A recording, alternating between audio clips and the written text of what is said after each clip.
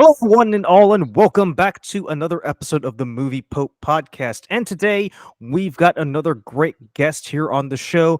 We have Caleb from the Waxhaw Community Theatre, and he is going to chat with us today about the Waxhaw theater scene, what's going on, why there even is a community theater, what it's doing, and what are their plans for small town North Carolina. But before we dive in, remember to like, comment, subscribe, and share this video with everybody that you know. Seriously, 73 subscribers, that's the best you could do. We can do better than that. And if we can get to 100, I will make the Movie Pope go online and give each and every one of you a blessing. Yes, I have that power. I have a spear. Well, a wooden spear. Um, but Caleb, my man, how are you doing on this fine Saturday afternoon? Hey, Luke. I've got 50 more subscribers for you. I think I can find you. I'm doing great. How are you? Oh, not too bad, not too bad. I've got to say, I've actually really interested in chatting with theater directors in small towns because last year I did two interviews with Chris Stonnell of the Postmortem Players over in Concord, or is it Concord or Monroe? No, it's Concord. I Yeah. should know. I should know this because I interviewed him Yep. twice. And I know Chris. Chris is great. Have you checked out the episodes I did with Chris?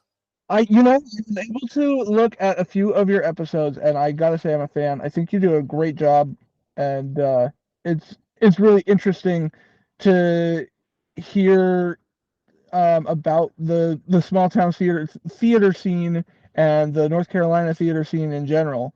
Yeah. Yeah, so it's great. Yeah, we're over here in Waxhaw, and we're growing. Well, I was gonna say because there is a bit of a personal connection here because my co-host Sure, Lee actually grew up in the Waxhaw area. He's in Indian Land now. I sure. won't say where in Indian Land, but It's a he great place to grow yeah, he up. grew up here. Yeah, and so Lee, if you're watching this, you're moving us. We are going back to your roots. But Caleb, I just want to go ahead and get started here now. Please. Now, I've been to Waxhaw twice, around 2017, and the last time I was there, it pretty much looked like what you would expect in any small town. Cobbled streets, the big old water tower that's got the town's name on it, the railroad tracks, buildings that look like they haven't changed in over 100 years.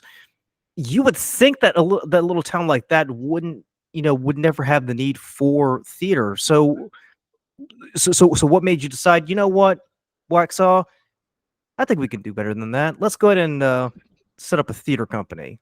Absolutely. Well, look, I told you that when we were, before we started recording, the traffic is getting much bigger and stuff like that. So yeah, it's a small town.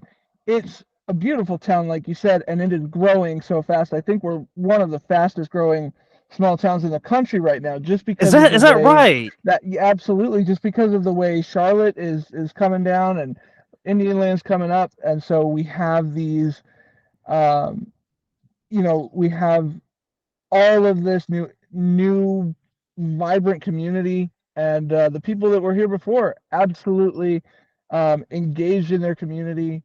I think Waxhaw is a great place to be, and I think everywhere needs theater, and that's who I am as a person. I love live theater.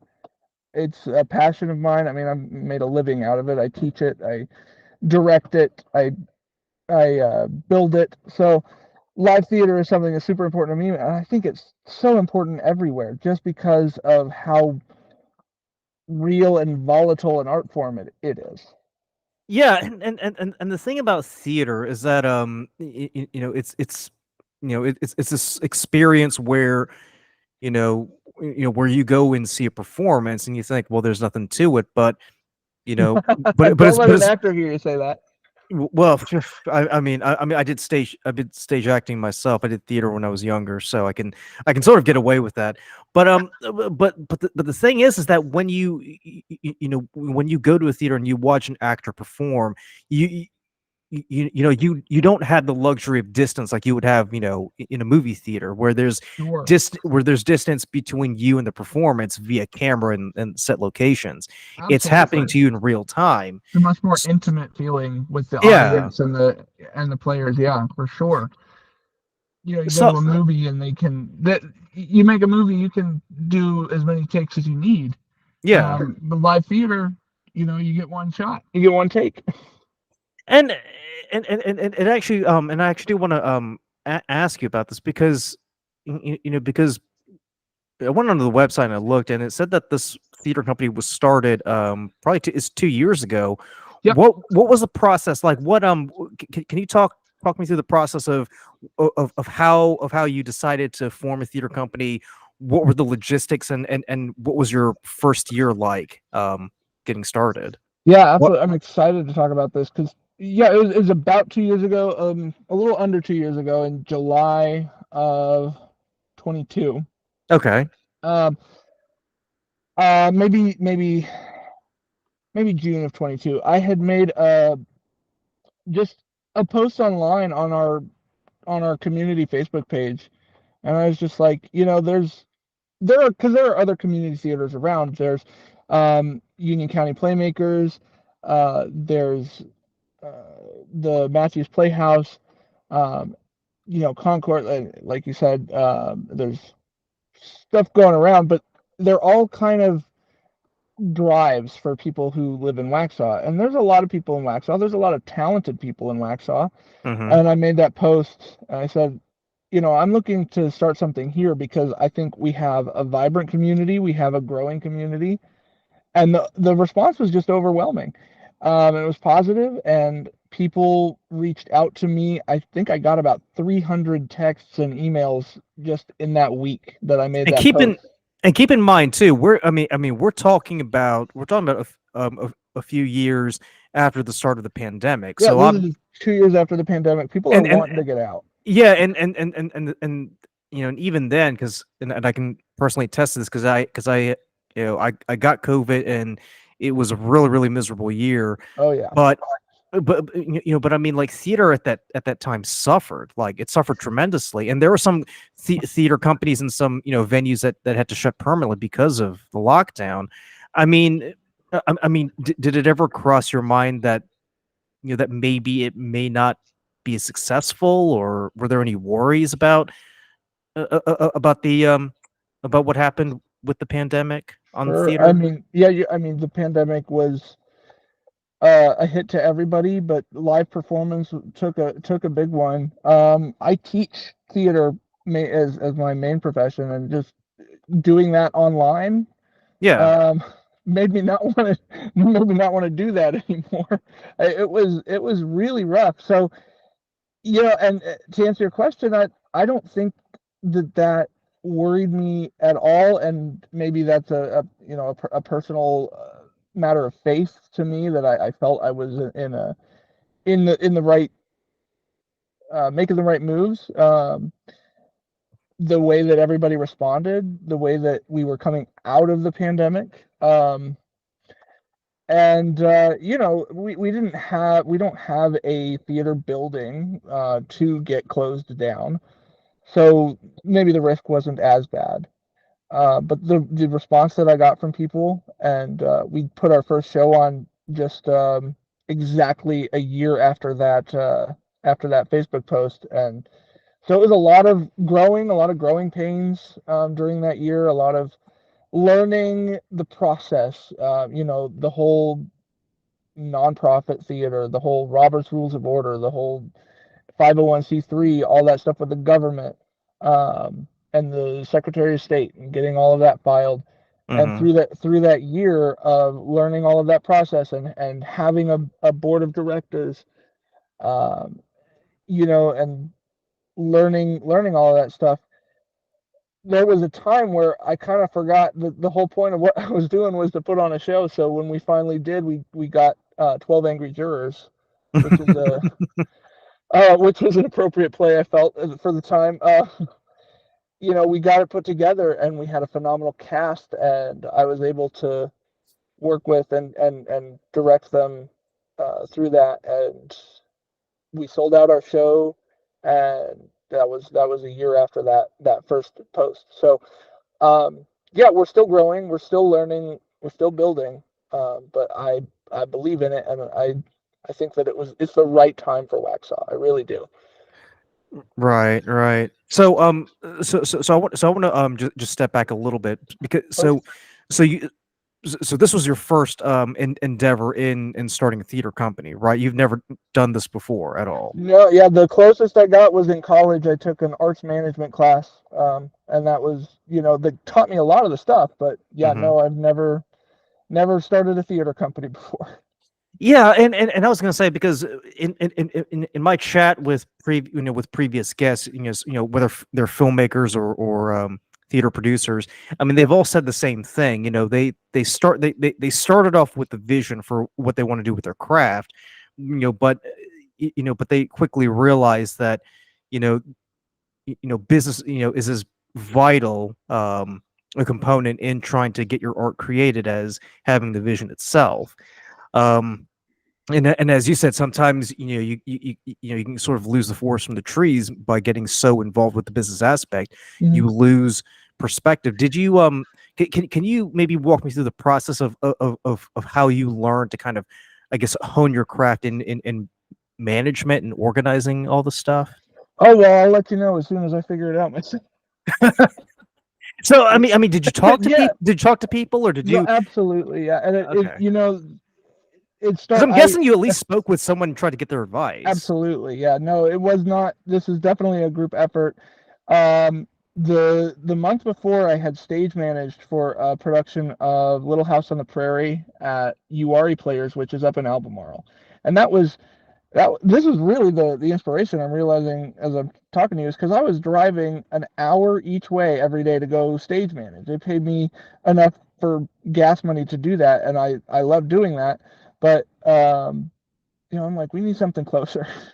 And so I was talking to them at URI Players in Albemarle about how did this start? How did you get it started? What's the deal? And then again, that arts management class in college taught me a lot about uh, the business side of things.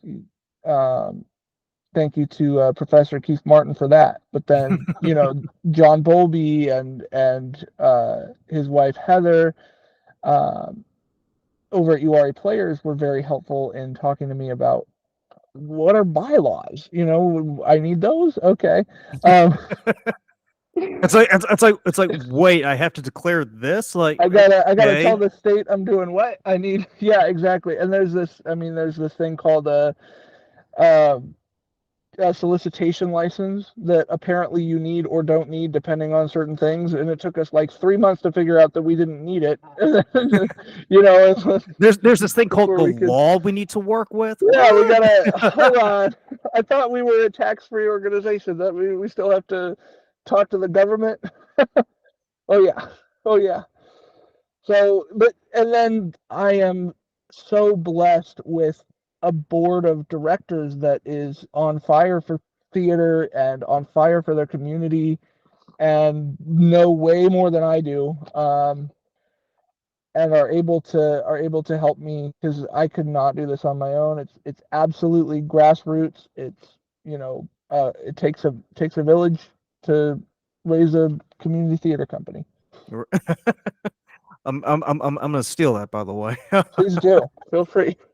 So so previously when I spoke with with other guests about this, one of the things that comes to mind is how do you how do you choose the right piece to produce for for a season? Because Sure. because we're living in an age where there's just so much material that to work with, and it's funny because I was talking with the organizer of the Greensboro Dance Film Festival earlier today, and we were chatting about adaptations and about how it's so easy to just screw up adapting any kind of work for the film, but the same can also be Mhm. applied to theater. How how do you go about figure out like what tone do you want or what theme do you want to go for the season, Sure. and how do you choose a piece to produce? Can you? Because I'm curious about that. Yeah, that's another one I'll have to tell you when I figure it out. Um, we so we started like I said with 12 Angry Jurors, and one of the things that you absolutely have to think about is we're a brand new theater company. What is a name that people will recognize? 12 Angry Jurors is probably one of the most venerated American plays that there is. And it's not really because of the writing itself, but it's because of the characters and the people. Um, there are important, valuable themes that are standing through the test of time with this play. And so it is an important piece of theater. So what are people going to recognize? What's a name people are going to see and say, I know what that is, or I recognize that, I should go see that, or I should go audition for that.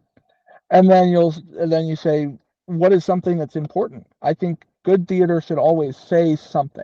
If it's a comedy, if it's a drama, if it's a tragedy or romance, whatever, it should have some sort of theme, idea, or meaning. And then can we give that to, does our audience need that, and can we give it to them? Hmm. Right. So with 12 Angry Jurors, there was a lot, there's a lot to unpack with any play, and you can take any play and say it means this or this or this, depending on who you are and how you read it. But you're always looking for what are people going to come see, and what are we going to try and say with it.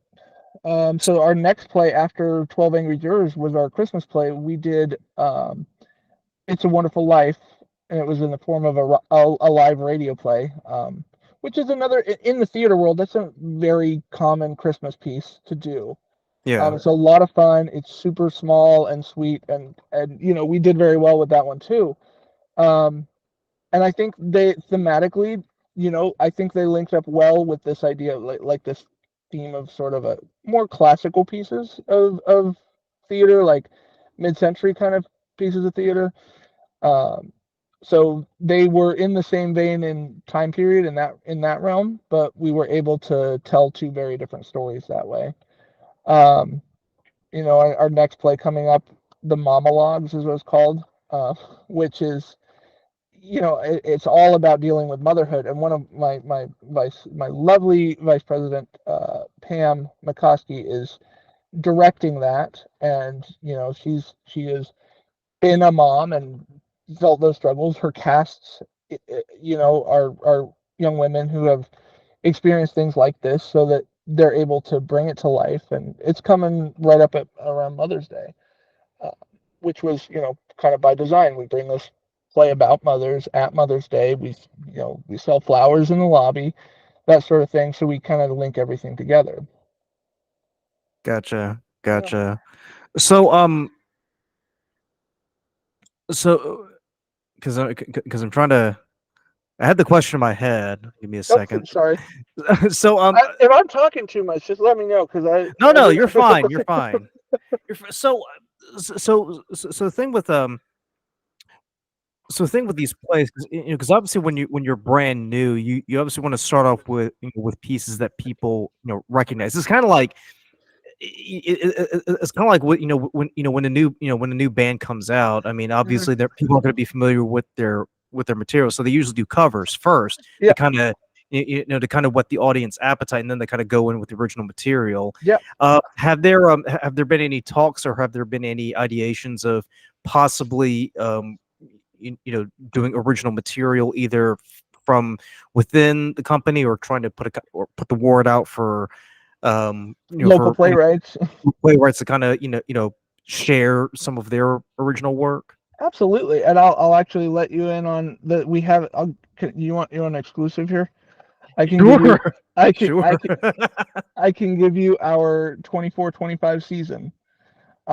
With the exception of one play, because we're still waiting on, we still have to like get the rights secured for that one play. Once we have that done, we'll have the whole season. All right. But our 24-25 season is opening up in um, July or August, I think, with a play called The Day the Internet Died. And that's coming up in the summer, because it's got roles for younger kids, and we're thinking, well, they're all busy doing their high school musicals. We don't want to take them away from that, but we want to get the younger community involved. And so Summer is the perfect time to do that. So the day the internet died, and then in the fall we're doing a murder mystery that we are writing ourselves. So there's our first little bit of original content for the Waxhaw Gotcha. Community Theatre. We're writing a murder mystery around the town of Waxhaw, and we're performing at a Waxhaw venue. Um, the Mule Barn Mercantile is like a little, not little, it's a rather large building full of like local sellers and stuff. And then out back they have a very nice little patio space, and we're going to perform out there this murder mystery that we're writing Now is that not around the town. now is that like in downtown Waxhaw or Yep, in it? it's right behind Maxwell's, which is a very popular restaurant in Waxhaw. Okay, So right behind gotcha. Maxwell's, there's the Mule Barn Mercantile, and it's full of like local vendors, different makers and crafters and people that create their own products and their own businesses, and we'll be performing, in their little patio space. Um, and I've talked about having a local playwright, uh, a new playwright, local playwright stage reading at the Cane Creek amphitheater. We're looking into that right now. So full of fun things. We're also finishing the year off with a Christmas play, the Christmas Carol, a live radio play. So it'll be very similar to our. It was written by the same playwright, so sort of a little bit of a legacy, a little bit of a tradition there, with a live radio play being our Christmas show for the second year in a row. I don't know if we'll continue that because I think there's only two of those, but it's a nice sequel, if you will. Um, Right, right. and then next year we have our first play that might be an invitation to a different crowd. We have a play called Communicating Doors, which is a very interesting piece about time travel, but it's more adult. It's not as family friendly as our other shows have been, and we're doing that intentionally just to try and bring in a different audience. Um, we want to get different audiences involved. We want to build that diversity up. So we're hoping we can do that there. And then, yeah, our final show of the 24-25 season, I can't announce just yet because we have not gotten the rights, but it's a good one, and I'm excited about it. But all of these have a theme. All of these shows that we're doing, they have a theme. We decided we wanted to do um, plays with a theme of whimsy or whimsicality, if you will. Um, Right, right. so whenever we picked the plays, and this goes back to your earlier question, we look for plays that fit a season theme. And we decided our season theme is going to be, we called it Stage of Whimsy. So we wanted plays that had an element of whimsy to it. I like that theme for two reasons. One, it's rather unique, and two, it's so vague that you can pretty much do any play and say that's whimsical. Right. You can fit a lot of things into that, so it's a good starter theme for us, I think. Yeah, and I was gonna say too because given how relatively young your theater company is, you definitely want to find something that kind of makes you stand out. Because I remember when I was chatting with Chris of Postmortem Players, he was very much rooted in horror theater and Grand Guignol, and Right. we actually had a very in-depth discussion about that. You can check it out in the links below. But Mhm. but it's just so important to that when you start a theater company, even if it's in a small town, you want it to be distinctive to where people can say, yes, I know who you're talking about. Right. um so my question to this is, you started it, less than 2 years ago. Mhm. um and you did get a pretty strong support, when you started off initially. What's the support been like since, two, I guess, under 2 years onward? Sure. Um, it's always bigger when we're doing something that is recognizable. Like for 12 Angry Jurors, we got the auditioners that we needed. when we were working on monologues, we had to hold a couple of rounds of auditions to be able to get our cast, just because I think it's a play that not many people have heard of. Hmm. So that recognition is important.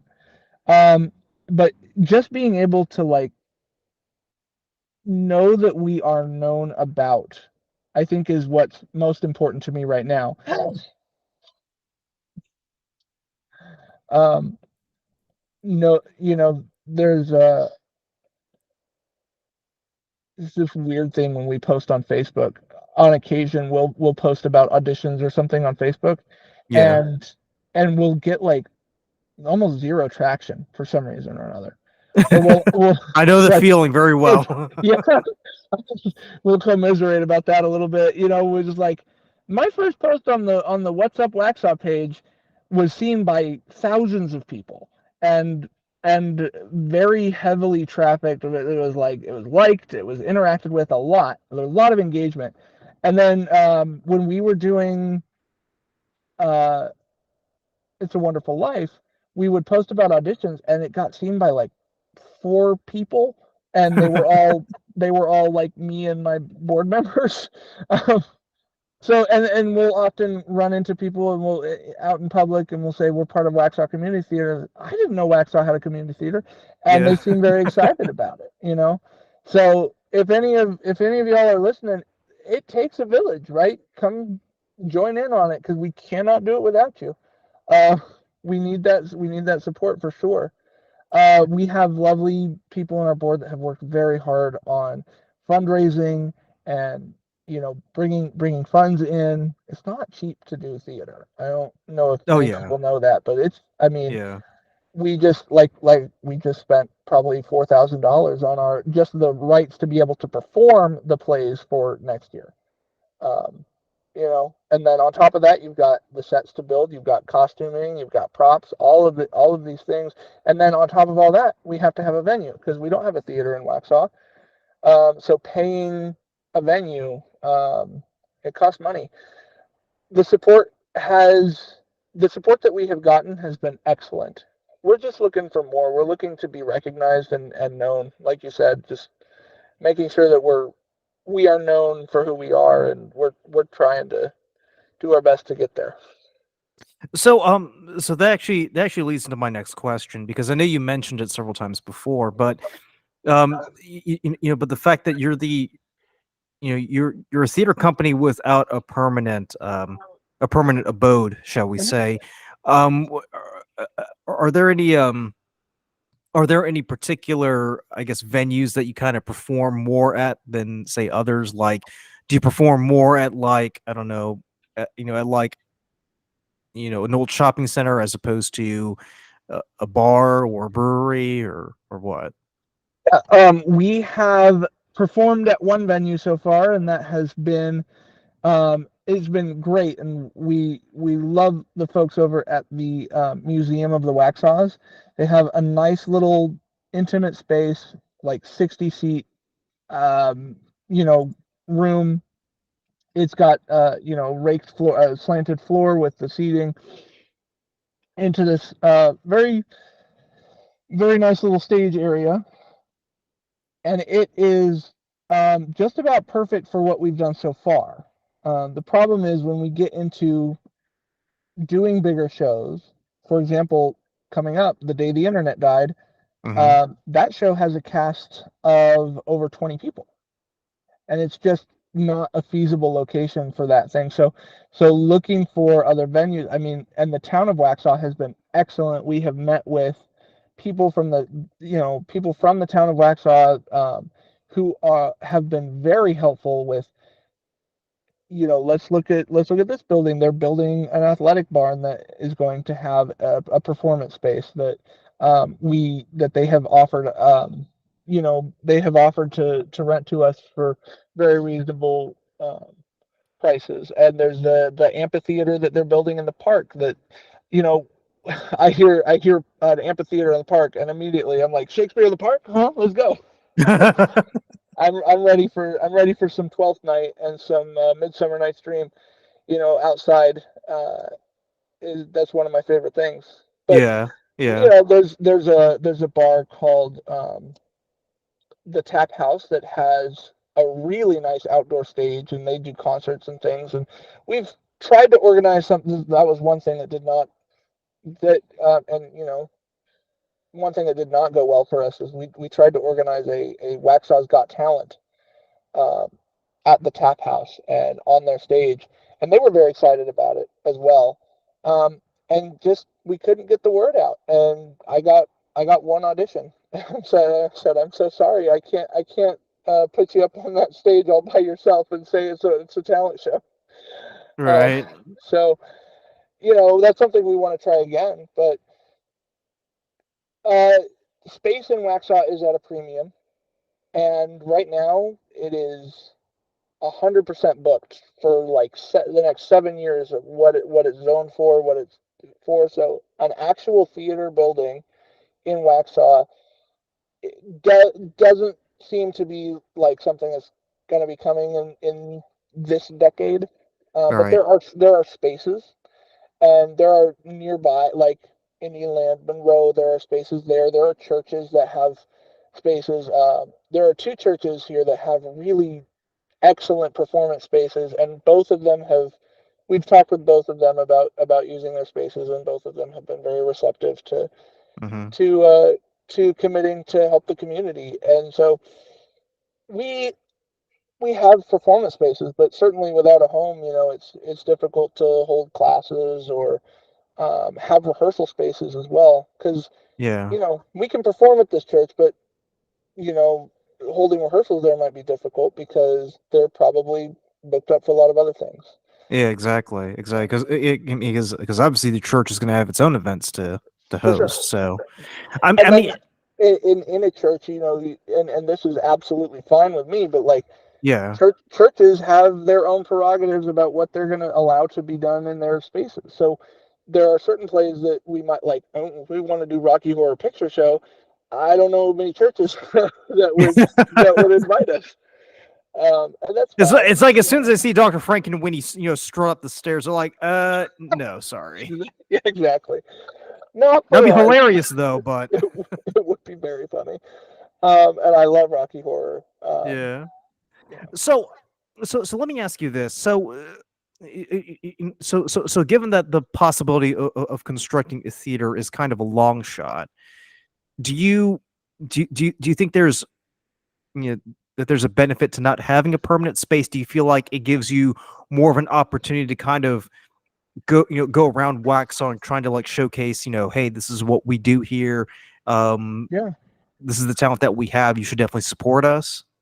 sure. I mean, you got to find the silver lining, and I have a little bit, not much of one, but a little bit of a background in sort of what's called found space theater, which is a very a lot of people would say avant-garde form of theater where you just kind of perform where you're at. Go to a hardware store and do a performance or something. Oh, kind of like what they do in Edinburgh, right? Yes, yeah.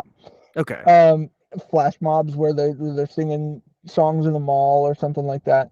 Yeah. Um, it certainly is something that can get a lot of traction and can be seen by more people. So, um, I'm not saying I don't want a theater, but there are places in town that are viable performance spots, and I think that the people that know about us are excited enough about us that we can continue to grow without one for now. However, it Yeah. is the plan, the goal, even whether we're I mean, and this is maybe a 10-year goal, maybe a 20-year goal, but we do intend to have a theater, whether we're breaking ground or buying a building or renting a building and doing some sort of like small conversions at first, just like build a little stage in the back and put some minor stage lighting up, um, at first, and kind of go from there. But it is a long-term goal of ours to have a permanent home in Waxhaw, and I think Waxhaw would benefit greatly from having a space like that, not just Yeah. for the community theater, but we can then take that space and rent it out, or let others use it, Turn it for into a true their community events. space, as it Yeah, were. a community space that's centered around performance and creation. Waxhaw has an incredible art scene, And I think that theater is just another arm of that that just hasn't been fully developed yet. So that leads me to my next question because all around the Charlotte area, these small towns and small cities and small markets, we're starting to see the development of these theater companies. Have Mhm. um have you ever considered maybe reaching out to these other companies and saying, hey, would it be cool if we kind of like shack up, at your theater for a while until we can get our situation sorted out? Well, I certainly think that collaboration is important, and we have reached out to the other nearby theater companies and talked with them about collaborating. We've even, but to be honest, there aren't many theater companies around us that do have a permanent home. Hmm. You go up to Charlotte and they're renting those spaces. You go to Union County Playmakers, they're renting their spaces. They're asking for their community to help them with spaces, and they're Right. receiving that help. Now they are more established companies, so they have a little bit more success in doing that, but they're still just as homeless as we are sometimes, I think. But yeah, we definitely are open to and willing to and wanting to collaborate with nearby community theaters. I can't speak to what they're feeling about that, but we've reached out for sure. So here's just a thought experiment here. So let's let's just say for argument's sake, you know the mayor of Indian reaches out to you tomorrow, right? And they say, Caleb, um, we've got this old church that hasn't been in use in 20 years, Mhm. and we're willing to sell it to you and your theater company. Um, you know, provided that you move your theater company from Waxhaw here to Indian Land to kind of help cultivate the theater scene here.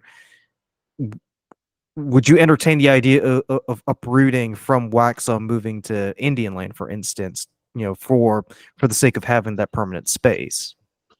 Well, I think that's a more complicated question because of the fact that Indian Land is in South Carolina, Yeah, exactly. and specifically for without even bringing my feelings or thoughts into it, specifically the legalities and uh the business side of things, moving that, I think that might be difficult. That's exciting to think about, and it's not something I uh wouldn't entertain because Indian Land and Waxhaw are so close together. It's a 5-minute drive from one to the other. It really is so close. Um, and and in our mission statement, we consider Indian Land part of our, uh, Sphere, I yeah, guess. our sphere, our ministry, our outreach. We when we look at the surrounding area, we have like thought of Lancaster and Indian Land and those places in South Carolina, just as well as we have thought of Charlotte and Monroe, and those areas. So Got yeah. yeah, I mean, for if that was if we're doing that thought experiment, I don't think that I would immediately say no at all. I think that's an interesting thought. Right. However, I will say that the funds to even put a down payment on a building like that, if they weren't willing to sell cheap, would be tough to get for us right now. We have written several grants. We have just received a grant to help with putting on shows, but right now, I mean, we have made we have technically made money on each show. Like we don't spend more than we make on doing the shows, but we don't make a lot. So donations are always appreciated because it costs a lot to put on those shows, and we also have other costs to think about, like we're paying for insurance and a website and all of these things that people maybe don't think about on top of the shows. Right. Right. Yeah, Not to mention, getting the rights for these pieces to perform. absolutely. So um uh, so I want to go ahead and just start bringing the conversation to an end, but but I do want to ask you, what are your what are your plans for the future for the Waxhaw Community Theater? Like, um what do you hope will happen? Yeah, we actually at our last board meeting we were just talking about setting down some long-term goals. But in my mind, when I see a well a venerated theater program in a community, a well-established theater program, it makes me so happy to see um, live theater being done and being supported. And that's really what I want for us. Ultimately, it boils down to that one thing. If we have the support and the love of our community, and we give the support and the love back to the community to create these pieces of important theater, and we can, we can get people to come to our auditions, and um, we're holding classes, and people recognize the name, and they come out to see our shows because they trust us with their live theater. That's what I want for the Waxhaw Community Theater. Sans building, sans, without, beyond all that is I want to create something lasting for the community. Yeah. And you're a pretty young theater company, so you've got many years ahead of you to accomplish that too. So I'm I really wish you hoping the so. I wish you all the best of luck. So, Thank you. so Caleb, if people are interested in learning more about you or the Waxhaw Community Theater, where can they go? Absolutely. We are on Facebook. We are on Instagram. We do have a TikTok. We haven't started putting anything on there yet. And we have a website. So the website is Waxhaw Community Theater, and that's theater with an RE because we're snobby. Uh, Right. .com. So WAXHAW communitytheater.com. I'll put it Um, down in the description below too, Please, so people can check it thank you out. so much. Yeah, and our website is, like, right now I'm running our website. So it's slow going as far as like, but the information is correct and up to date. It's just there's not. It's kind of bare bones. As far we're trying to get more pictures and more things like that up. But you can find out how to contact us there at waxhawcommunitytheater@gmail.com. And on Facebook we'll post all of our upcoming shows, upcoming auditions, and upcoming classes. And I hope that you'll join us and see something. Excellent, excellent. So, Caleb, as we're wrapping up, since this is a movie podcast, I Mhm. do have to ask, what's your favorite movie or TV show that you've seen recently that you just want to gush about? Has anyone? Has it, I suppose everyone's told you about Ted Lasso. Yep, love me some Well, Ted Lasso. Be like a goldfish. okay. Be like a goldfish. Have you heard of the show Our Flag Means Death? Oh, that's the pyro with Taika I Waititi and the guy from Yeah, Flight of the Conchords. I think that's pretty much Ted Lasso for pirates. I haven't seen it yet, If you but like, it got canceled recently, didn't it? I think they finished it. I think it was no. Did it get canceled? Oh man. Okay. Well, Well, I it's heard it was coming fun. to an end, so It's fun. And I think it's like the Ted Lasso for the Ted Lasso for pirates. But I'm gonna be honest. I spend most of my time on YouTube or reading books. So it's hard for me to come up out of the blue with a show. And actually, since you told me you were gonna ask me that, I've been thinking about how am I gonna answer this. no, that's fine. That's totally fine. I mean, I Red mean, Rising. Read the Red Rising books. Red Rising, gotcha.